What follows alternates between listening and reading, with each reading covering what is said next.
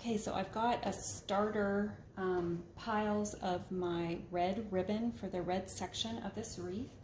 I was only able to buy 4 rolls of the stripe, and I'm thinking I might need 6, so that's why I'm supplementing with the buffalo check.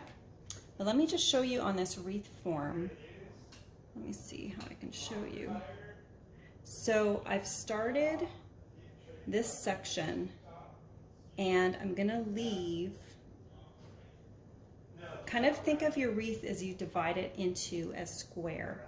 So where this top of the square would be up here, I'm going to start red, and I'm going to fill in this whole section down here with red, alternating the ribbon, and then that little area in here will be for the blue ribbon.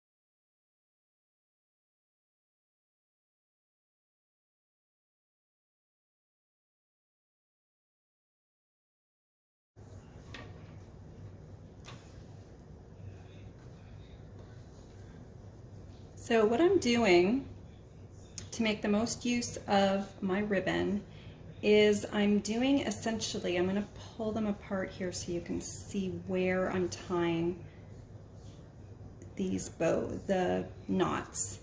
You can see I've got one utilizing these 2 middle rows. Then the next one is the bottom row and the top row, and another one in the middle. So basically I'm doing 4, I'm tying 4 of the red striped, and then just 2 of the gingham on the top and the bottom. And like I said, the reason I'm doing that is because I didn't have quite enough of the striped ribbon, and I want to make sure I can fill this wreath up.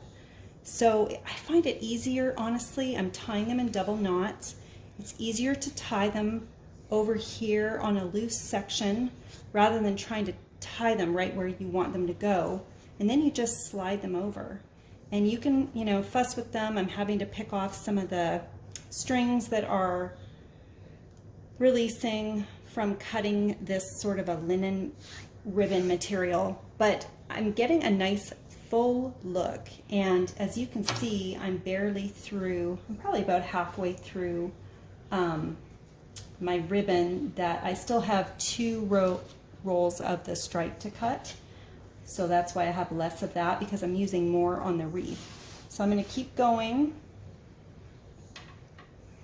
and get this wreath made.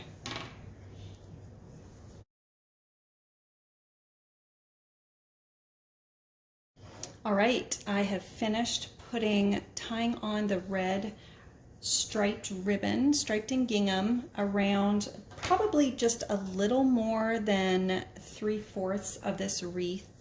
It may be closer to, this might be closer to 1/4 of the wreath, but I used up the ribbon that I had, and I think it looks really great. It's really full, and I've gone ahead and I have cut 9-inch strips of my blue gingham. I chose to use this one instead of the flag one because that one was wider and I just wasn't sure how it would look, because it did also have red stripes on it.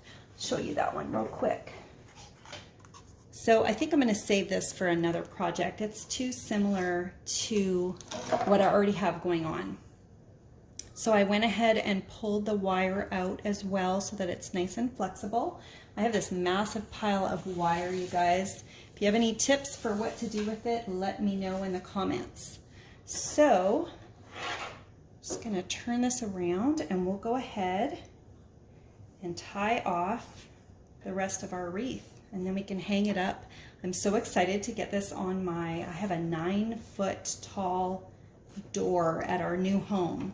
And I think this wreath is going to look really pretty with the the colors, and it's just the homage it pays to our country. So I'm excited to get it up. So I'm tying the ribbon around the top 2 wires. Move so you can see the top 2 wires, and I'm sliding it over. The next one is going to go on the middle 2 wires, and I am double knotting this just to make sure that it stays put, and then I'm sliding that over. And you can kind of fuss with your ribbon to get it laying where you want it. So now for the third one, I'm going to do the bottom 2 wires, and then I'm just going to repeat this. And I do have one more roll of this blue gingham, so I'm going to try to do it nice and full, and if I need to, you know, I can cut some more.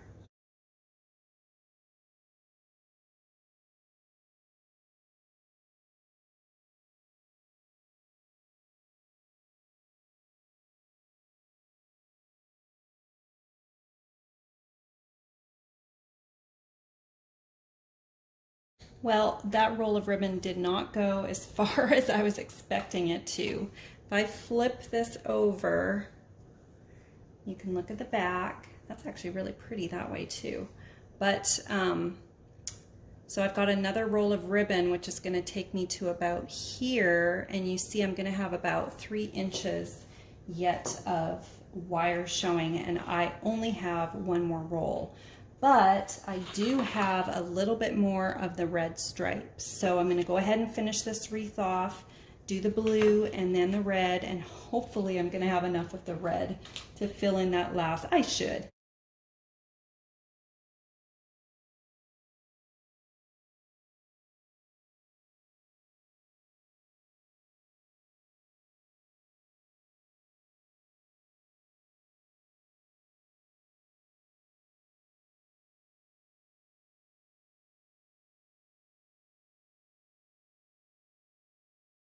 So just as I suspected, I've got a slight gap here, which I'm just going to quickly cut some more red and fill that in. One thing I did want to point out, if you were watching me tie the ribbon, is you want it to lay flat with the decorative side facing up.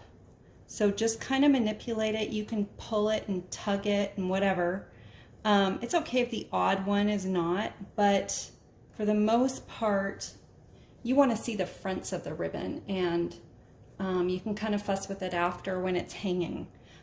What's really great about making a wire wreath is that, sorry, I'm bending over here, you don't need any special hanging hardware. I'm going to flip you around. So I bought just a command hook. Got it on Amazon or Target, I can't remember. Oops, sorry, got some boxes here. And you literally can just hang it up and it stays put, just like that. Now, one thing I do want to point out is before I hung my wreath up, I gave it a spray of this Hot Shot Ant, Roach, and Spider Killer.